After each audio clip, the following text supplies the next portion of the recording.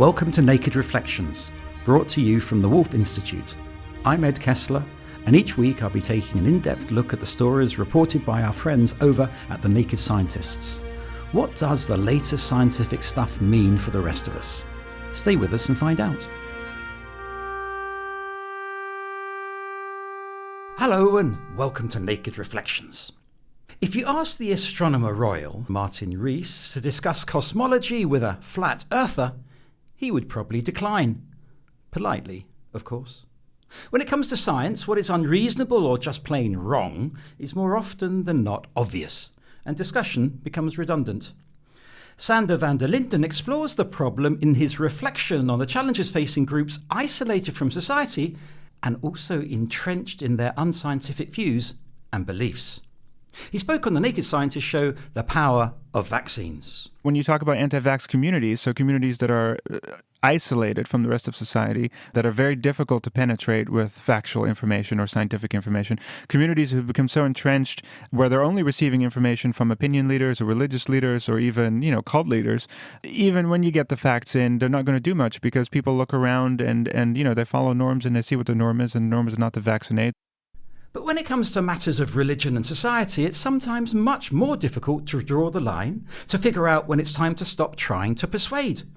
In fact, is there ever a time to stop talking? At the Wolf Institute, we like to believe there's always room for discussion and mediation. The premise of this edition of Naked Reflections, Time to Stop Talking, is almost counterintuitive, but it's a premise worth considering. And with me to consider it are two Naked Reflections veterans, Dr. Alfred Moore, Senior Lecturer in Politics at the University of York. The last time Alfred was on, we discussed the QAnon conspiracy, an example perhaps of a belief that seems to be immune to rational argument. And welcome back to Dr. Chris Wadibia, who until last year was a PhD scholar here at the Wolf Institute, but went over to the other place to take a research fellowship at Pembroke College, Oxford. Chris is researching political Pentecostalism and racism. In our clip, Sander van der Linden sounds like a scientist almost ready to give up on persuasion. Is there sometimes a case for stopping talking, Alfred? It seems like Sander van der Linden is thinking about speech that's aiming to persuade. Speech that's aiming to get people to do what you want them to do or to believe what you want them to believe. And that sometimes this seems pointless. Sometimes it seems like people's mind is made up. But to your question, do we want to stop talking? I feel like that's a broader question because persuasion is not the only reason to talk. And there are at least two other important reasons. And one of them is understanding, simply getting a sense of where people are coming from, their concerns and their hopes, their fears.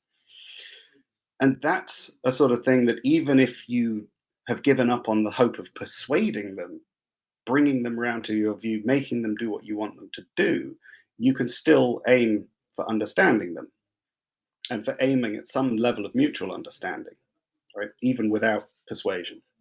The other reason, I think, is of respect. And essentially by treating them as fellow citizens who are owed reasons for things that we're doing together, right?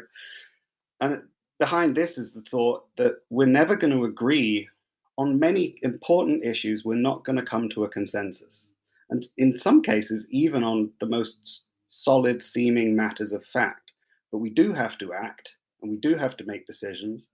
Decisions don't have to be unanimous to be legitimate, but part of what does make decisions legitimate is that they come from a process of public deliberation and that we're prepared to explain and justify them to each other.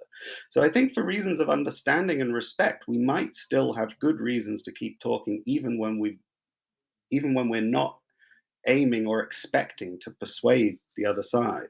So it sounds like, Chris, that Alfred's arguing that there is no justification for stopping to talk. Where would you draw the line? Or I see Alfred raising his eyebrow at me. That's what I heard you say.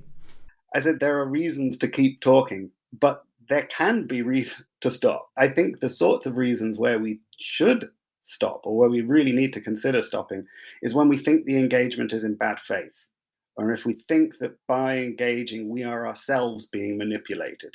This is where the trickiness comes in, I think, because that means that you have to make some sort of judgment about people's intentions. He's giving a nuance there, Chris. Something that I would like to add to that, particularly from a sort of Christian theological or religious perspective, is that there can be a difference between ceasing speech or stopping talking altogether, outright, and also being more mindful of what one is saying, in terms of having a more measured verbal approach and using less words. And so as I was preparing for this podcast episode, I did a review of scriptures throughout the Bible that engage with this subject of stopping talking and bits of that nature. And a couple that I came across are in Proverbs. And Proverbs 18, verse 2 says, "A fool takes no pleasure in understanding, but only in expressing his opinion." And I find it very interesting that from a Christian theological perspective, we have this concept of the fool. And the fool is one that always talks and does not understand, does not listen. And then moving on, also in Proverbs 10:19, it says, But hey, Chris, let me just come in there, because doesn't the fool sometimes speak truth to power? in terms of speaking truth to power, does the fool do that? A question that I would repeat to that question is, does the fool know that he is the fool? And does the fool think that the way in which they're speaking truth to power is foolish? And so I would argue that the context here is key. But I think that going back to the foundational question here, is it ever appropriate to just stop talking altogether? As humans, we're social creatures, and speech, talking, is one of the basic elements of how we communicate. Alongside Alfred's points about persuasion and showing different ways of kind of winning someone over to your perspective, I think also as humans, we talk just to basically communicate. It's not necessarily always something there's not always necessarily an end goal, a political goal in mind, as much as it's also a way to express fraternity, express community, express our sociality. So we've got some very deep reasons for remaining in conversation, understanding, respect, not just persuasion. But still, I want to tease out when it's appropriate not to engage in conversation. Clearly, you said, Alfred, if you feel the conversation's in bad faith, in my experience, I pretty much talk to anybody, even those in bad faith, until I feel threatened. That's where I personally draw the line. But are there examples where it has some practical effect in some situations? I think there are. I mean, I think we have to be mindful of the fact that what our sort of topic of discussion here is not so much questions of, say, everyday talk or the everyday sort of sociability that we have, but the kind of talk that we do in public, that when we, for example, when we make decisions about who to invite onto our radio show, we're making decisions about how to frame a discussion. We're making decisions about which viewpoints are going to be presented as implicitly as the legitimate scope of the debate on an issue, which viewpoints are going to disappear altogether because they don't get invited. So there are these dimensions of kind of power and strategy in all of our public deliberation, right? And so I think that where we do have good grounds for at least being very careful about who we talk to and how are when we're doing things like responding to perhaps a bad faith accusation, right? I was coming across a lot of cases like this around climate science, where scientists were being asked to respond to demands for information or accusations that seemed wholly sort of inappropriate to make and to be in bad faith, and where it seemed like talking about these would be giving them a kind of credence. If you publicly respond by saying, "I am not," "I am not a witch," as the Republican congresswoman a few years ago, that's maybe not the best example, but if you're publicly responding to a claim, "No, I'm not being paid by so and so to be a climate scientist," you're immediately elevating a discourse, right? So, and I think that's what people are mindful about when they think, okay, we're entering a strategic domain here when we're talking to others in public, when we're speaking in our public roles, speaking as journalists or as officials or as representatives. And for that reason, I think it does make sense to sometimes make those, or at least to make those judgments, to think about the strategic effects of your engagement in speech with others in some context. Yes, Alfred, I think that's a very important point, particularly when it comes to the strategic nature of one's willingness to engage with various stakeholders. However, I wonder if, as we live in the social media age and with the internet and all of these different spaces, it seems to me that if you fail to engage with a party, from one's perspective, that might be denying them recognition.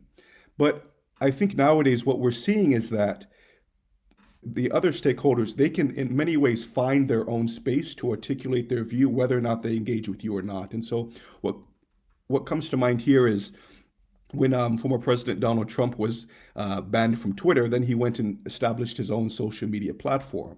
And so I think one of the values of engaging with a stakeholder or a different party that has a comprehensively opposing view to your own is that at least you have the opportunity to critique them and to deconstruct their ideas in a public way that is in full view of perhaps a consumer base that is composed of different constituents, ideologically speaking. Whereas I fear that if you deny those individuals the opportunity to engage with you at all, then it's just going to contribute to this siloing, this radical tribalization of thought, which can lead to increased levels of polarization socially and politically, as we're seeing in the United States and across the world.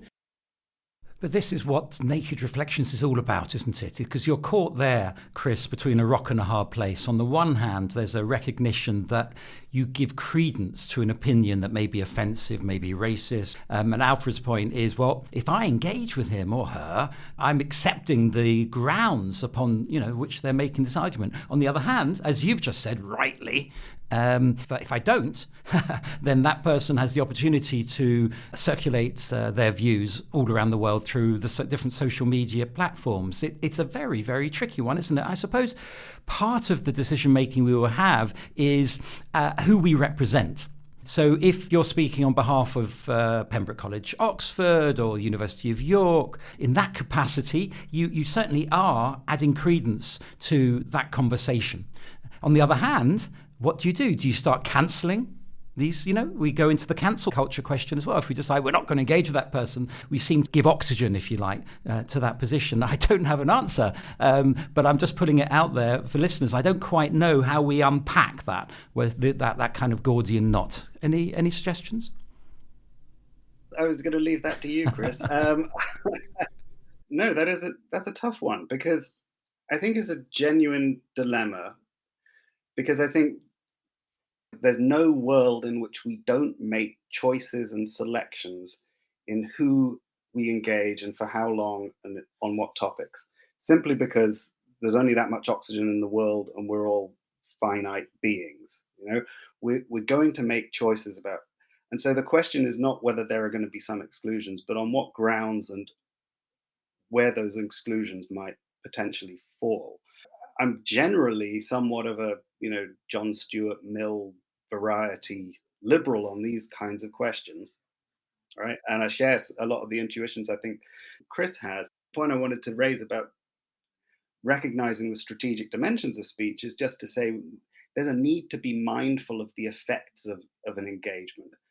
It may be that for just the reasons that Chris suggests, we may choose to engage others for the reason that we don't want to lose them, perhaps to more exclusive silos or communities in which they're only going to be talking to each other and not find themselves at all represented in the public sphere. That could be a good reason for inclusion. I don't have any really, really great answers for this, but I think they're genuine dilemmas. One more thought. This is just thinking aloud. When should we stop talking? We have to think about who's the we. I think it makes sense to me that there are different sorts of responsibilities that go with different sorts of roles. And there might be responsibilities, as a citizen, as someone who's consuming information. But there are different responsibilities if you are a journalist, for example. And there are different responsibilities if you are a political representative. Your duty as a political representative is to engage your partisan community, right? And that may involve you hewing much closer to their prejudices, right? This is Naked Reflections with me, Ed Kessler. Time to stop talking is our subject this week. I don't mean it literally, because my guests, Alfred Moore and Chris Wadibia, are still here. Let's listen to a clip from the Naked Scientist show, Conversations About Climate Change, in which George Marshall gives some hints about how to combat irrational denial. Really, the way we bypass this is we make it social. Climate change is something that people like us believe in, whoever we are. This is a faith issue, this is a Muslim issue, this is a conservative issue, this is a business issue, this is an artist's issue. And then it becomes persuasive as we start hearing from it from people like ourselves. And if there's one thing which galvanizes us into action, it's the fact that we think that something is part and parcel of the identity of the group around us. Chris, you've been open on Naked Reflections shows before about what seems to be the intractable racial conflict between the police and people of colour in the United States. Does it ever feel like time to stop talking from where you sit? My thoughts are a bit divided on this issue. On the one hand, I would say that no, we should always be willing to engage in conversation and in dialogue and in discourse, because when we stop talking, I think that we lose our most fundamental capacity to constructively progress as humans. On the other hand, I would also suggest that there is a certain power in silence. There is a certain power in silent protest, and there's a certain significance of withholding one's words and just letting one's actions speak. From a kind of personal perspective, I rarely get upset, but whenever I do, I just get silent. But what I find is that silence is actually an extraordinarily effective mechanism in the sense of my friends often tell me, we wish that you would be more vocal. And so if I was to project this sort of framework onto society more so at large, I would also relate this to historical instances whenever you had the sit-ins of the civil rights era and the various forms of protest in which speech was not used, but actions certainly were.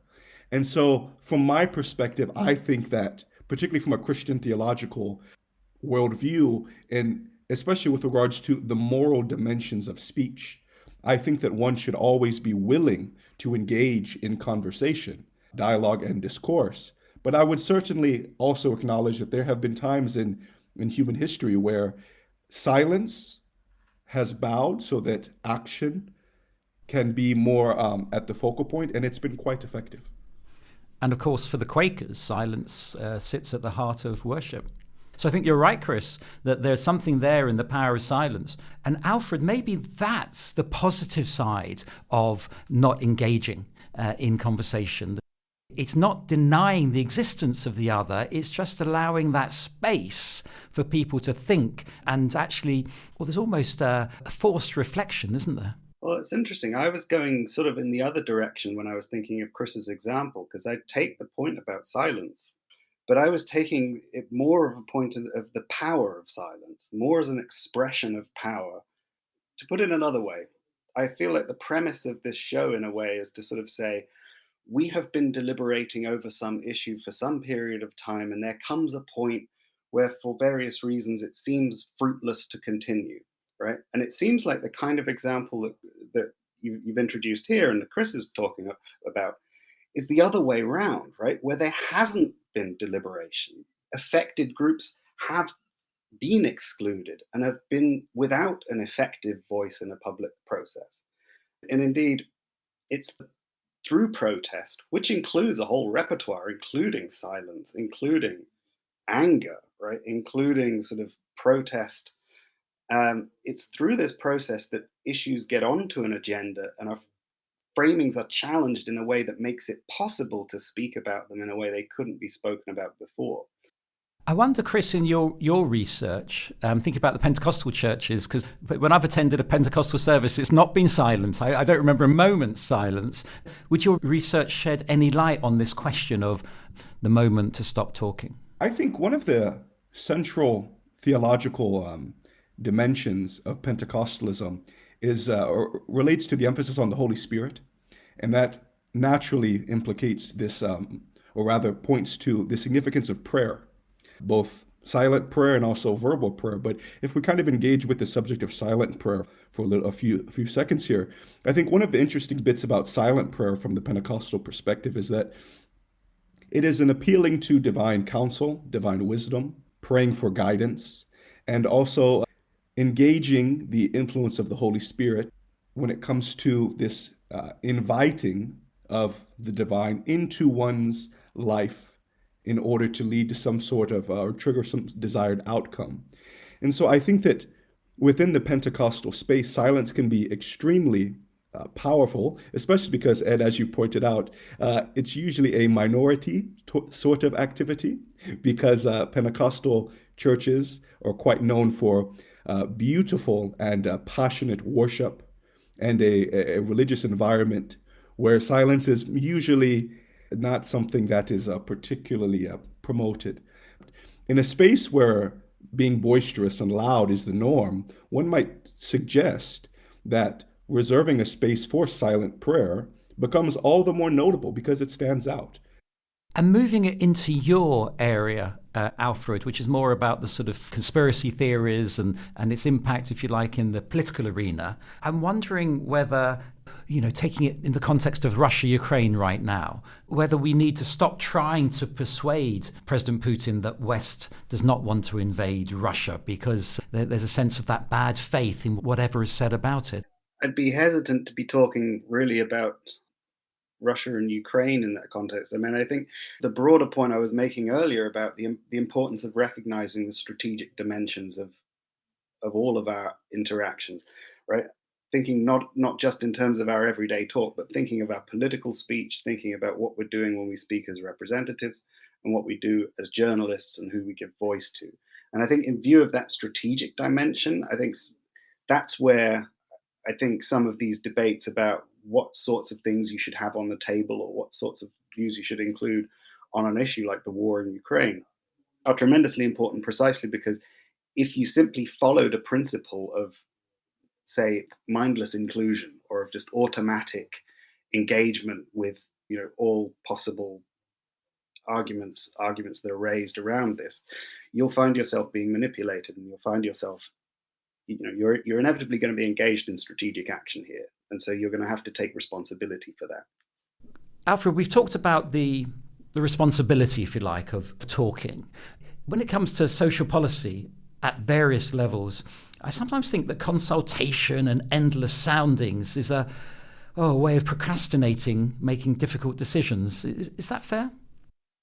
Yeah, I think that is fair. I mean, again, we can often find laudable looking processes that are inclusive of affected communities, that give voice to people, enable people to articulate their concerns around, say, healthcare policy or resource distribution, and that in the room look like respectful, inclusive, deliberative kind of processes of the sort of thing that we should really appreciate. But their strategic function in a bigger policy environment could be one of distraction or deflection or stalling or simply placation to make a community feel included when in fact a decision has already been made. I mean, this was the case in the GM Nation, if you remember this from more than a decade ago, the genetic modification public consultation that was undertaken by the British government, a kind of roadshow of public deliberations, which were pretty hollow precisely because, as was already known, there'd been government commitments to back the technology regardless of the outcome of the deliberations. And so this is, I think, a major problem whenever ideals about inclusive public deliberation meet the kind of strategic imperatives of government. And there is a risk. There is a risk that they are cheapened or that they're used to placate publics or to mask decisions that are made elsewhere. And that's a real risk, because then you're really disrespecting people if you engage in a process in which decisions have already been made elsewhere. And it really cheapens the very idea of trying to be more inclusive. Yeah, I get that. On the other hand, sometimes I think that just because my view is not taken seriously or not persuasive of the majority, they're not listening to me, Chris. Do you know what I mean? Yes, absolutely. But I would argue that, particularly if we engage with this concept of leadership, I would largely lean toward defining leadership as, at least one element of leadership, as implementing a vision with an understanding that the support and backing of everyone is impossible. And so I think there comes a point at which, particularly from a social policy perspective, if we're especially going to prioritize the perspective and the view of the beneficiaries themselves, action is something that the beneficiaries will celebrate. If you're, when I'm thinking of my own research on, Pentecostal churches in Nigeria and how they've engaged with development, a number of Pentecostal churches invest considerable sums of capital into healthcare and educational institutions. They don't necessarily canvass opinion for the widest range of interested stakeholders or parties, but that would take quite a lot of time. And in a context where poverty and underdevelopment are rife, that would also detract from delivering desperately needed social development services to beneficiaries who otherwise would go without that support. And so I think, just getting back at this subject of leadership, there's a certain threshold that's needed, in the sense of you want to get to the point to where you've canvassed opinion widely, but you are also comfortable with the fact that no matter what you do, you're going to make someone upset. You can't please everyone. I'm glad we all agree that it's good to talk, but there comes a time when we have to stop talking, and we've reached that point and the end of the podcast. Thanks to my guests, Alfred Moore and Chris Wadibia, and thanks to you, dear listeners, for listening. By the way, you can check out Alfred talking about QAnon and Chris talking about the perils of driving a car as a black man in the United States in our back catalogue. I'll be back next week with more thoughts and more guests.